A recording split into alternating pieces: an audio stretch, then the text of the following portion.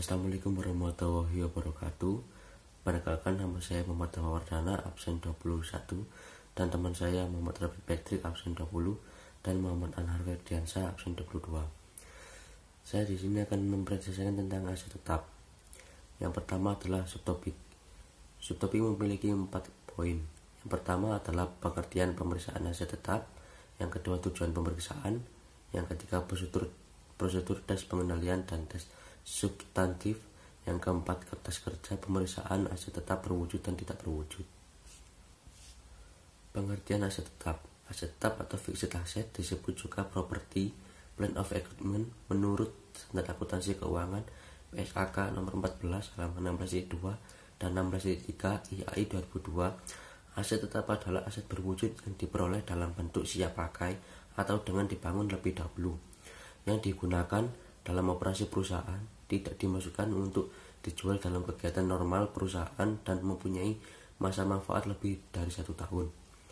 Menurut SAK Etap IAI 2009-68, aset tetap adalah aset berwujud yang satu, dimiliki untuk digunakan dalam produksi atau penyediaan barang atau jasa untuk disewakan ke pihak lain atau untuk administratif, dan yang kedua, diharapkan akan digunakan lebih dari 1 periode.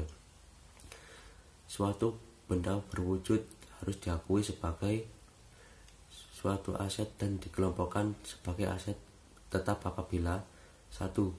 Besar kemungkinan probable bahwa manfaat keekonomian di masa akan datang yang berkaitan dengan aset tersebut akan mengalir ke dalam perusahaan.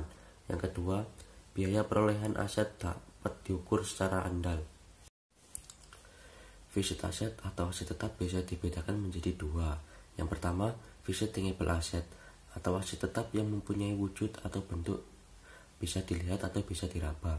Yang kedua, fixed intangible asset, aset tetap yang tidak mempunyai wujud atau bentuk dan tidak bisa dilihat atau diraba. Yang termasuk fixed tangible asset misalnya A. Tanah atau land yang di atasnya dibangun gedung atau kantor, pabrik atau rumah. Yang B. Gedung atau building termasuk pagar, lapangan parkir, taman, mesin-mesin, machinery, peralatan atau equipment, furniture dan fixture, meja dan kursi, delivery, equipment, dan fridges. Yang C. Natural resources atau sumber alam seperti pertambangan, minyak, batu bara, emas, marmer, dan hak pengusahaan, hukum atau HPP. Yang termasuk intangible asset misalnya hak paten atau hak cipta, copyright, franchise, goodwill, operating expense atau biaya-biaya yang dikeluarkan sebelum perusahaan berproduksi secara komersial, termasuk biaya pendirian. Tujuan pemeriksaan aset tetap. Yang pertama, untuk memeriksa apakah terdapat internal control yang cukup baik atas aset tetap. Yang kedua, untuk memeriksa apakah aset tetap yang tercantum di laporan posisi keuangan atau neraca betul-betul ada, masih digunakan dan dimiliki oleh organisasi. Yang ketiga, untuk memeriksa apakah penambahan aset tetap dalam tahun berjalan atau periode yang diperiksa betul-betul merupakan sesuatu capital expenditure diotorisasi oleh pejabat perusahaan yang berwenang, didukung oleh bukti-bukti yang lengkap dan dicatat dengan benar. Yang keempat, untuk memeriksa apakah penarikan aset tetap sudah dicatat dengan benar di buku dan telah diotorisasi oleh pejabat yang berwenang. Yang kelima, untuk memeriksa apakah pembebanan penyusutan dalam tahun periode yang diperiksa dilakukan dengan cara yang sesuai dengan SAK, konsisten, dan apakah perhitungan telah dilakukan dengan benar atau secara akurat. Yang keenam, untuk memeriksa apakah ada aset tetap yang dijadikan sebagai jaminan. Yang ketujuh, untuk memeriksa apakah penyajian aset tetap dalam laporan keuangan sesuai dengan standar akuntansi keuangan yang berlaku. Penguji pengendalian. Pengujian pengendalian merupakan pengujian yang dilaksanakan terhadap rancangan pelaksanaan suatu kebijakan dan prosedur struktur pengendalian internal. Pengujian pengendalian ini dilaksanakan auditor untuk menilai efektivitas kebijakan atau prosedur pengendalian untuk mendeteksi dan mencegah salah satu material dan suatu asersi laporan keuangan. Pengujian pengendalian memfokuskan dari 3 hal, yaitu bagaimana pengendalian diterapkan, sudahkah diterapkan secara konsisten sepanjang tahun, siapa yang menerapkan pengujian pengendalian. Tipe penguji pengendalian. Ada 2 tipe penguji pengendalian. Yang pertama, concurrent test of control, yaitu penguji pengendalian yang dilaksanakan auditor sering dengan prosedur untuk memperoleh pemahaman mengenai SPI klaim. Yang kedua, pengujian pengendalian tambahan atau yang direncanakan, yaitu pengujian yang dilaksanakan auditor selama pekerjaan lapangan. Prosedur untuk melaksanakan pengujian pengendalian. Yang pertama, pengajuan pertanyaan kepada para karyawan klien. Yang kedua, pengamatan terhadap karyawan klien dalam melaksanakan tugasnya. Yang ketiga, melakukan inspeksi dokumen, catatan, dan laporan. Yang keempat, mengulang kembali pelaksanaan pengendalian oleh auditor. Lingkup penguji pengendalian. Luas pengujian pengendalian dipengaruhi langsung oleh tingkat risiko pengendalian yang diterapkan yang telah direncanakan oleh auditor. Semakin rendah tingkat risiko pengendalian yang diterapkan, semakin banyak bukti yang diperlukan yang harus dihimpun. Untuk klien lama, luas atau lingkup pengujian pengendalian dipengaruhi juga oleh penggunaan bukti yang diperoleh pada pelaksanaan audit tahun sebelumnya. Ya, berikutnya adalah penentuan saat pelaksanaan pengujian pengendalian. Pengujian pengendalian dapat dilaksanakan pada 2 saat, yaitu yang pertama selama pekerjaan interim dan yang kedua pada saat mendekati akhir tahun. Auditor semestinya lebih mengutamakan pengujian pengendalian mendekati akhir tahun. Idealnya, pengujian pengendalian dilaksanakan pada keseluruhan periode tahun pembukuan yang diaudit. Slide berikutnya. Penentuan risiko pengendalian.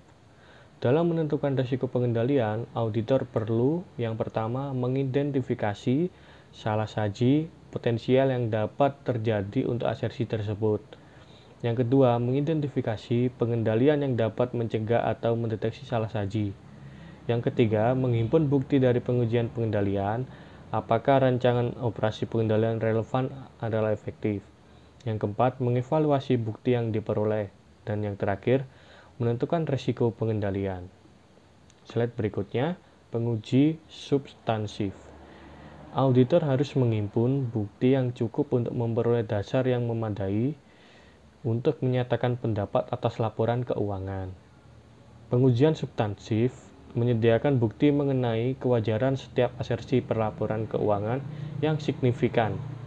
Perancangan pengujian substansif meliputi penentuan yang pertama, sifat pengujian, waktu pengujian, dan luas pengujian substansif. Berikutnya, prosedur untuk melaksanakan pengujian substansif. Ada 8 prosedur untuk melaksanakan pengujian substansif, yaitu yang pertama, pengajuan pertanyaan kepada para karyawan berkaitan dengan kinerja tugas mereka. Yang kedua, pengamatan atau observasi terhadap personil dalam melaksanakan tugas mereka. Yang ketiga, menginspeksi dokumen dan catatan. Yang keempat, melakukan perhitungan kembali. Yang kelima, konfirmasi. Yang keenam, analisis. Yang ketujuh, tracing atau pengusutan. Dan yang kedelapan, vouching atau penelusuran. Berikutnya, sifat atau jenis pengujian substansif. Jika tingkat risiko deteksi yang dapat diterima adalah rendah, maka auditor menggunakan prosedur yang lebih efektif yang biasanya juga lebih mahal. Ada 3 tipe pengujian substansif yang dapat digunakan, yaitu pengujian rinci atau detail saldo, pengujian rinci atau detail transaksi, dan prosedur analitis. Berikutnya, pengujian detail saldo. Metodologi perancangan pengujian detail saldo meliputi 4 tahapan, yaitu yang pertama, menilai materialitas dan risiko bawaan suatu akun. Yang kedua, menetapkan risiko pengendalian. Yang ketiga, merancang pengujian transaksi dan prosedur analitis. Yang keempat, merancang pengujian detail saldo untuk memenuhi setiap tujuan spesifik audit secara memuaskan. Dan berikutnya, pengujian detail transaksi. Pengujian detail transaksi dilakukan untuk menentukan yang pertama, ketepatan otorisasi transaksi akuntansi klien. Yang kedua, kebenaran pencatatan dan peringkasan transaksi tersebut dalam jurnal. Yang ketiga, kebenaran pelaksanaan posting atas transaksi tersebut ke dalam buku besar dan buku pembantu. Slide berikutnya, prosedur analitis. Prosedur analitis meliputi jumlah yang tercatat dengan harapan yang dikembangkan auditor, juga meliputi perhitungan rasio oleh auditor. Ada 4 kegunaan prosedur analitis, yaitu yang pertama, untuk memperoleh pemahaman mengenai bisnis dan industri klien. Yang kedua, untuk menilai kemampuan perusahaan dalam menjaga kelangsungan usahanya. Yang ketiga, untuk mendeteksi ada tidaknya kesalahan dalam laporan keuangan klien. Dan yang terakhir, untuk menentukan dapat tidaknya dilakukan pengurangan atas pengujian audit detail. Slide berikutnya, kertas kerja pemeriksaan aset tetap tak berwujud, yang akan dibacakan oleh Muhammad Robert Patrick. Aset tetap tidak berwujud. Pengertian dan sifat aset tidak berwujud menurut SAK Etap IAI 2009 nomor 76. Aset tidak berwujud adalah aset non-moneter yang dapat diidentifikasikan dan tidak mempunyai fisik atau wujud fisik. Suatu aset dapat diidentifikasikan jika yang pertama dapat dipisahkan atau kemampuannya untuk menjadi terpisah atau terbagi dari perusahaan dan dijual, dialihkan, dilisensikan, disewakan, atau ditukarkan melalui suatu kontrak terkait aset atau liabilitas secara individual atau secara bersama. Kedua, muncul dari hak kontraktual atau hak hukum lainnya, terlepas apakah hak tersebut dapat dialihkan atau dapat dipisahkan dari perusahaan atau dari hak dan kewajiban lainnya.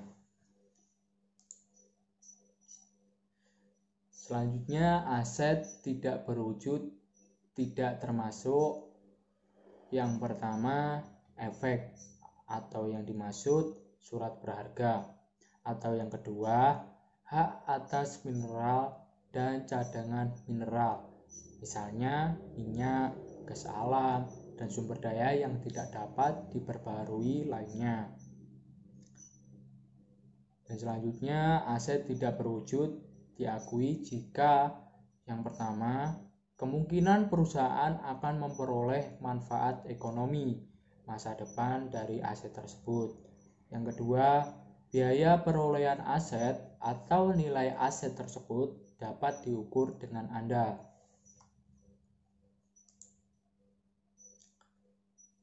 Selanjutnya, pengertian dan sifat aset tak berwujud menurut PSAK nomor 19 yang dimaksud revisi tahun 2015, 19.2 dan 19.3. Aset tak berwujud adalah aset non-moneter teridentifikasikan tanpa wujud fisik. Biaya perolehan adalah jumlah kas atau setara kas yang dibayarkan atau nilai wajar imbalan lain yang diserahkan untuk memperoleh aset pada saat perolehan atau konstruksi, atau jika dapat diterapkan, jumlah yang diatribusikan ke aset saat pertama kali diakui sesuai dengan persyaratan tertentu dalam PSAK lain. Contohnya PSAK 53 yang isinya pembayaran berbasis saham. Berikutnya, nilai wajar adalah harga yang akan diterima untuk menjual suatu aset atau harga yang akan dibayar untuk mengalihkan suatu liabilitas dalam transaksi teratur antara pelaku pasar pada tanggal pengukuran. Yang dimaksud adalah PSAK nomor 68, isinya pengukuran nilai wajar. Rugi penurunan nilai adalah suatu jumlah yang merupakan selisih lebih jumlah tercatat suatu aset atas jumlah terpulihkannya. Umur manfaat adalah yang pertama, periode suatu aset yang diharapkan dapat digunakan oleh entitas. Dan kedua, jumlah produksi atau unit serupa yang diharapkan akan diperoleh dari suatu aset oleh perusahaan. Dan berikut, menurut penulis, aset tak berwujud adalah yang pertama, mempunyai masa manfaat lebih dari 1 tahun. Yang kedua, tidak mempunyai bentuk sehingga tidak bisa dipegang atau diraba atau dilihat. Yang ketiga, diperoleh dengan mengeluarkan sejumlah uang tertentu yang jumlahnya cukup material. Contoh, yang pertama goodwill. Artinya timbul pada suatu perusahaan pada waktu pembeli suatu perusahaan lain atas harga yang berlaku untuk aset netonya setelah dikurangi biaya-biaya karena perusahaan yang dibeli mempunyai keunggulan tertentu. Yang kedua, hak paten. Artinya jika suatu perusahaan atau seseorang menemukan suatu produk baru setelah melakukan riset selama beberapa waktu dengan mengeluarkan biaya yang cukup besar. Untuk itu, ia dapat mendaftarkan produk ciptaannya ke Direktorat Hak Paten untuk memperoleh hak paten sehingga orang lain tidak dapat membuat produk yang sama kecuali orang tersebut sudah membeli hak paten atau membayar royalti kepada pemilik hak paten. Yang ketiga, hak cipta atau copyright yang diberikan kepada seseorang yang mencipta lagu atau mengarang buku. Yang keempat, franchise. Misalnya Kentucky Fried Chicken, McDonald. Jika seseorang ingin menjual makanan atau minuman dengan rasa, bentuk, cara penyajian, dan dekorasi yang sama, terlebih dahulu harus membeli franchise-nya. Dan berikut adalah tujuan pemeriksaan aset tak berwujud. Tujuan pemeriksaan aset tak berwujud adalah sebagai berikut. Yang pertama, untuk memeriksa apakah terdapat internal kontrol yang cukup baik atas aset tak berwujud. Yang kedua, untuk memeriksa apakah perolehan, penambahan, dan penghapusan aset tak berwujud didukung oleh bukti-bukti yang sah dan lengkap serta diotorisasi oleh pejabat perusahaan yang berwenang. Yang ketiga, untuk memeriksa apakah aset tak berwujud yang dimiliki perusahaan masih mempunyai kegunaan di masa yang akan datang. Maksudnya, manfaatnya lebih dari 1 tahun. Keempat, untuk memeriksa apakah amortisasi aset tak berwujud dilakukan sesuai dengan SAK etap atau PSAK atau IFRS. Yang kelima, untuk memeriksa apakah hasil atau pendapatan yang diperoleh dari aset tak berwujud sudah dicatat dan diterima oleh perusahaan. Dan keenam, untuk memeriksa apakah penyajian aset tak berwujud dalam laporan keuangan sudah dilakukan sesuai dengan SAK etap atau PSAK atau IFRS. Dan berikut adalah audit prosedur atas aset tak berwujud. Yang pertama, pelajari dan evaluasi internal kontrol atas aset tak berwujud. Yang kedua, minta rincian tak berwujud pertanggal laporan posisi keuangan. Yang dimaksud adalah neraca. Yang ketiga, cocokkan saldo awal dan saldo akhir ke buku besar. Lalu cek footing dan cross footing. Keempat, periksa penambahan aset tak berwujud. Dan kelima, periksa amortisasi dan penghapusan. Maksudnya jika ada aset tak berwujud. Keenam, periksa perjanjian-perjanjian yang dibuat perusahaan dengan pihak ketiga dan periksa apakah pendapatan dari perjanjian tersebut sudah dicatat dan diterima. 7. Periksa apakah penyajian aset tak berwujud dalam laporan keuangan sudah sesuai dengan sak etap atau PSAK atau IFRS.